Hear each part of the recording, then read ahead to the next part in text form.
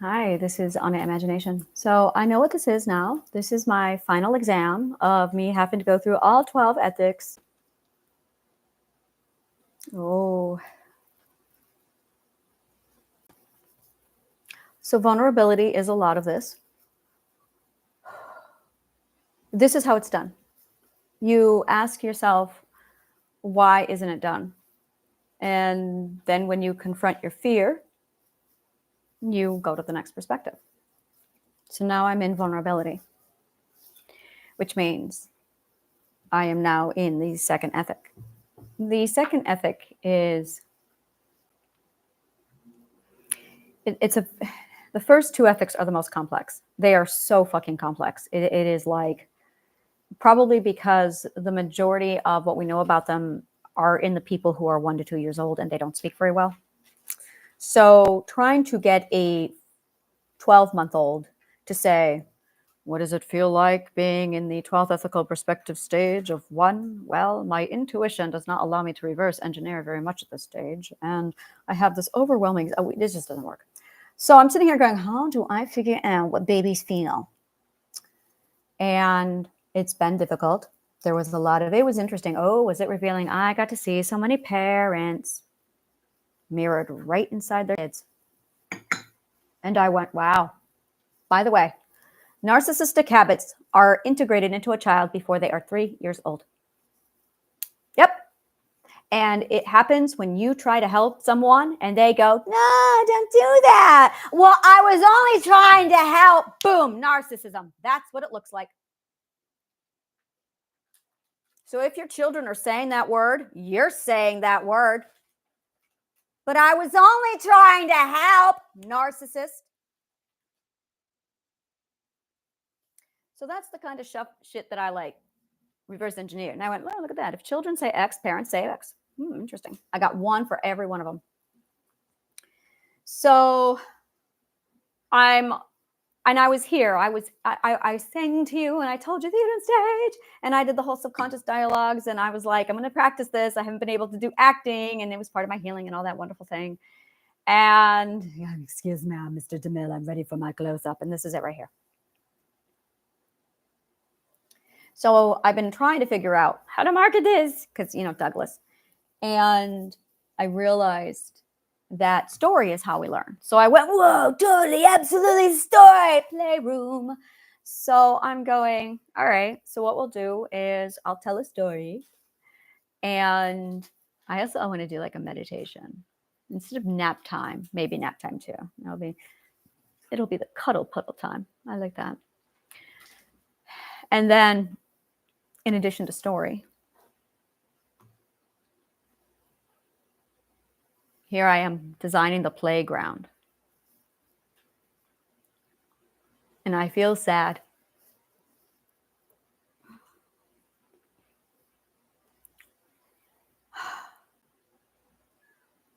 Games. Everyone's like, gamify it, gamify it. I gamify it. We're totally doing the game, guys. We're totally doing the game. And over the next few days, I'm probably going to be like going through every grueling detail with you. In 2015, I did Brain to Books, and we did 24/7 live. And oh my God, it was amazing. But then I got to a point where I was like, I needed to go away because I'm really tired of losing people. I lost a dear friend to brain cancer. And she's the one who ended up, you know what? Fuck you all. Her name is Ani Manjinkin. Go buy her book. It's called Spirit. And that's my girl. Yeah, I'm totally going to be promoting her book. She died of brain cancer quite suddenly, and I couldn't do any more work.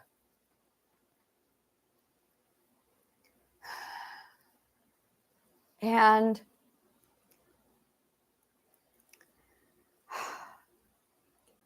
there's another book called Poison. Same thing.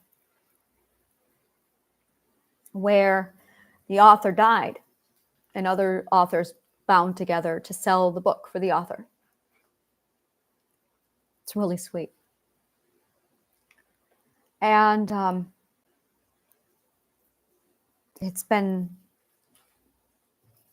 I'm huge on every author needs to do that for another author. I'm huge on that. You should be promoting your book and somebody else's book. I have a very clear mission on what I have to do and how to do it and when to do it. And it's all this massive order of operations, sequencing, all of it. And it is logical to do so. It is logical to do so. And so I just do it because it is logical to do so. And that's intuition. So I follow it, I do it. And I could feel it coming down to the wire of, she's going to make me take this go public. I know her. I can feel it. I'm going to have to take this because it is logical to do so. And I've been dreading this day, literally for 2 years. I've been dreading this day for 2 years. And I'm like, shit. And I could see it counting down to the wire. And I'm like, great. So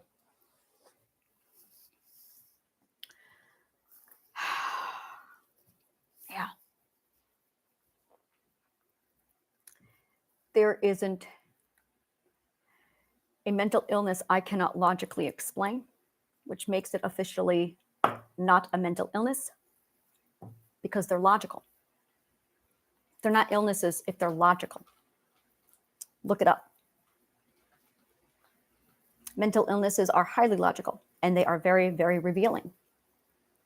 When you see somebody with borderline personality disorder, you shouldn't be trying to help them. You should be looking at the family around her going, what'd you guys do to her? Isn't it amazing that no one actually bothers asking that? Think about it. Family members come in. Oh, look, they're mentally ill. No one once goes, what the fuck did you do to her? What the fuck? There's no investigation. Did you notice? So you can bring your fucked up nephew, your fucked up whomever, and say, they're insane. And the psychologist will go, okay. Not one of them has ever asked, what the fuck did you do to her? Where do you think she got the mental illness to begin with? Think about it. Why isn't a single psychologist looking at the family members going, what the fuck? Do we need to get an investigation? It is worse in many cases than a fucking gunshot wound. That's like you keep bringing in somebody over and over again. Your child's a chronic liar. What the fuck are you doing to your child? No investigation. No investigation. You can point at anybody in this world and say, they're fucking insane. Not a single investigation. No one will ask you, why? What did you do to them? But when you sit down and you throw down the logical code for mental illness to prove, look at everything these assholes have been doing to them. Are you going to ignore it some more? Have you ever wondered?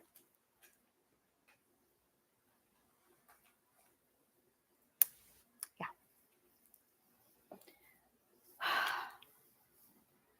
There's a lot of people who do not understand me. In fact, you're not going to understand me until you get close to me. But not everyone can be around me, which is why I'm on YouTube.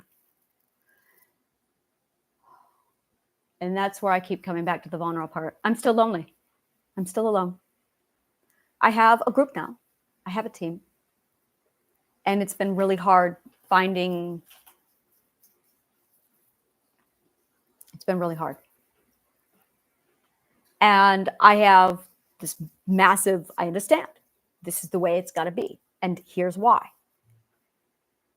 And people come in thinking, oh, I got to be near the sun. And then they hear my truth and they're like, oh, and they leave. And I was talking to my people about it this morning going, what do I do? So that's what brings me to this whole day. is I went online this morning to tell you I don't know what to do. And I couldn't even tell you because I realized I had hid it from you that much. So here's my conundrum at work. I have to go on YouTube and do what it is logical to do so, which is tell the truth. But my truth, with all the math, logic, and physics backed up on my website and on my YouTube channel, is literally me becoming a god. But I don't look the way they want. I don't act the way they want. So, and here's the thing. The more vulnerable and blunt and raw I am about all of this, the more I have people telling me too. Yeah, me too. So I set out on this journey to show you that you are not alone. And you showed me that I am not alone. So thank you.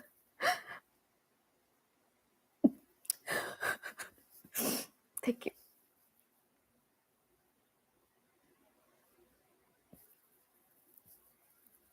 I was not expecting that coming.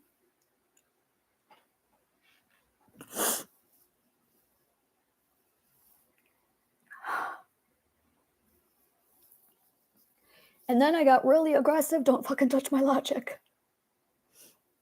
Don't fucking touch my logic.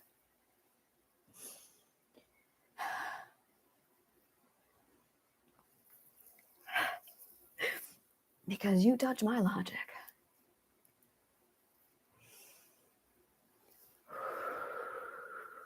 Now, if you can purify it, great. But I've got all these dip fucks now going in trying to touch my logic. And I'm going, are you here to purify it or rip it apart? Because I know the difference. And I see people who are there to rip it apart. Oh, I can spot them a mile away. So I chop off their heads, metaphorically. And I throw them out. We have one rule. You don't touch the logical code. Unless you have the logic to touch this, you don't touch it. So I have to make really hard decisions. And I'm thinking a lot about King Solomon and his wisdom, because his wisdom is my wisdom. And I can appreciate the position he's in, was in. And I'm going, yeah, it's hard.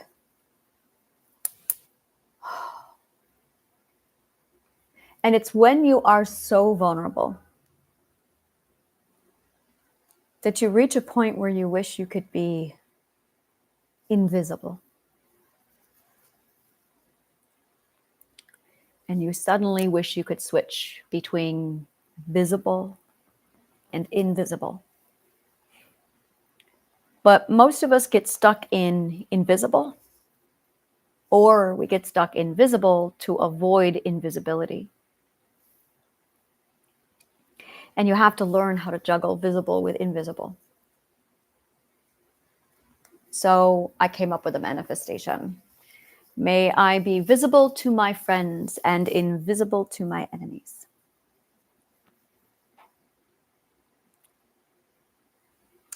And that's when I came up with 160 plus IQ, only New York. You see, New York is wonderful. I love my New York. I can focus. I'm going to do this now, right? All right, I can do this. New York, they stay focused. They've seen it all. That's what I'm trying to say. They've seen it all. They've seen it all. So they're going to be like, girl with a microwave on her head in the subway, sing it. Dude wearing a Christmas tree in the middle of July, sing it. Dude not wearing any clothes during the parade, yup. We've seen it all. So I'm like, I can literally just like be me. I love New York.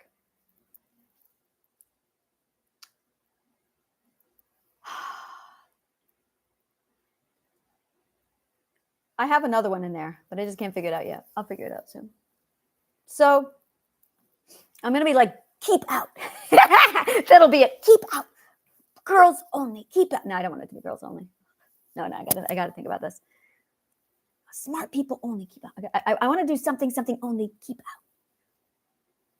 What are we? Ooh. Logicians. Logicians only. Keep out. Ooh, I love that. Logicians only.